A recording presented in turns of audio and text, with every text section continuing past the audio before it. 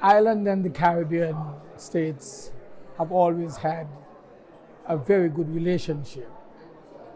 And given the global changing dynamics, there's no question that the Caribbean wishes to reach out more to Ireland in developing our strategic partnership in moving forward.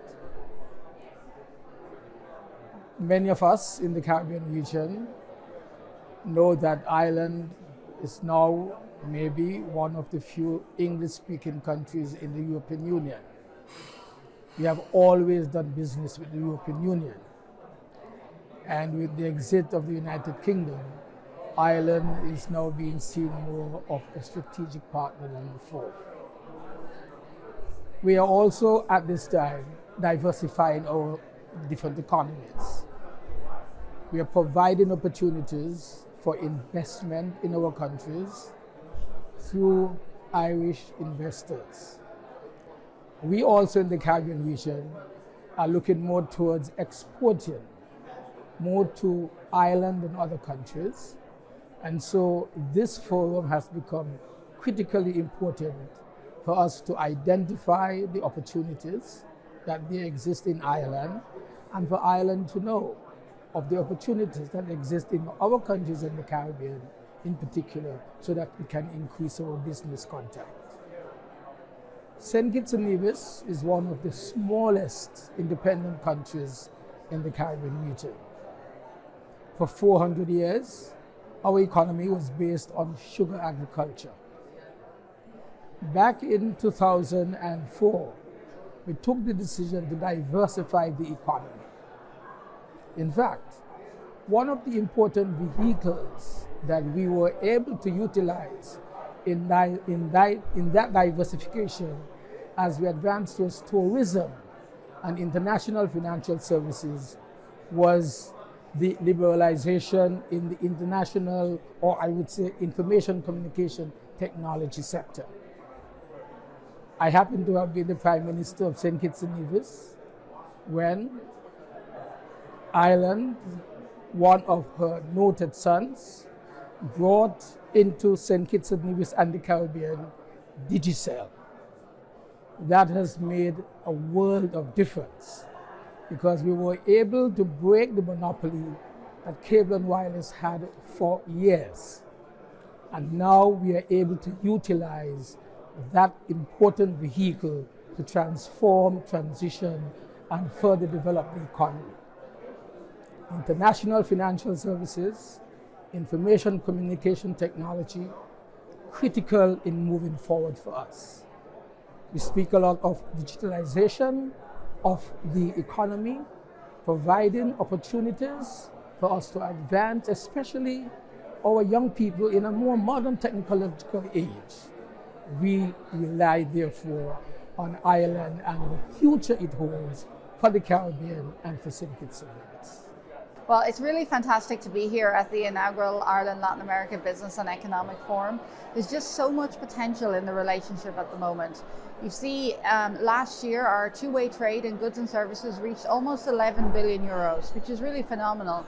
Two-way trade in goods alone in 2022 was just over 5 billion, a 40% increase on 2018.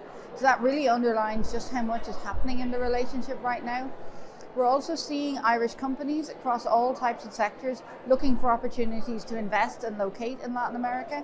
In Mexico, where I'm based, we've seen through the nearshoring phenomenon, which is particularly prevalent in northern Mexico, we've seen expansion of existing companies like Smurfit Kappa, and we've seen companies like Mergon from Castle Pollard who have come in to service the car industry in northern Mexico. So it's a really exciting time, and I'm sure there's lots more that's going to happen. There's a massive opportunity. You can see it here today, the interest in today's forum.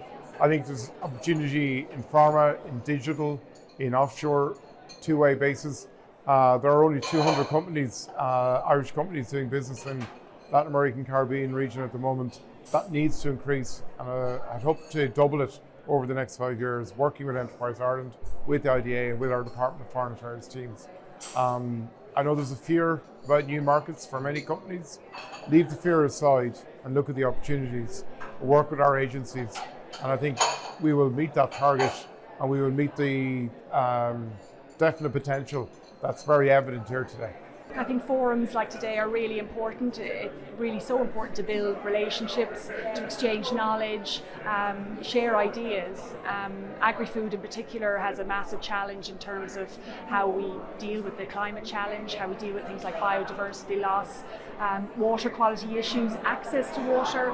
So there's a long list of difficulties ahead, currently now and ahead for us. And I think technologies and advancements and research in Ireland can certainly support work in other countries, and I've seen that myself, and certainly anything we can learn from other countries and to support them as well.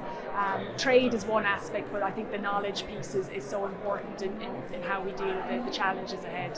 I'm really grateful to the DFA for organizing this business forum with the Latin America and the Caribbean country. We think it is a perfect opportunity to actually announce the launching of a Latin America Chamber of Commerce in Ireland.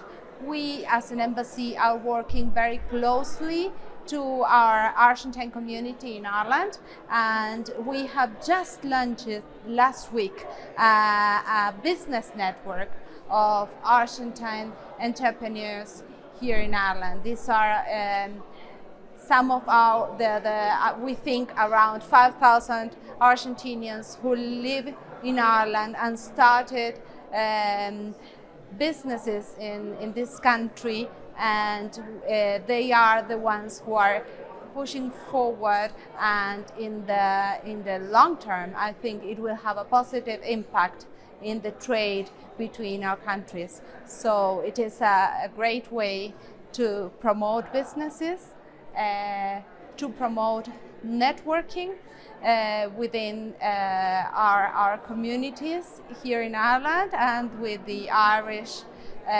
companies, and also to celebrate the bonds between Argentina and all the Latin American countries with Ireland.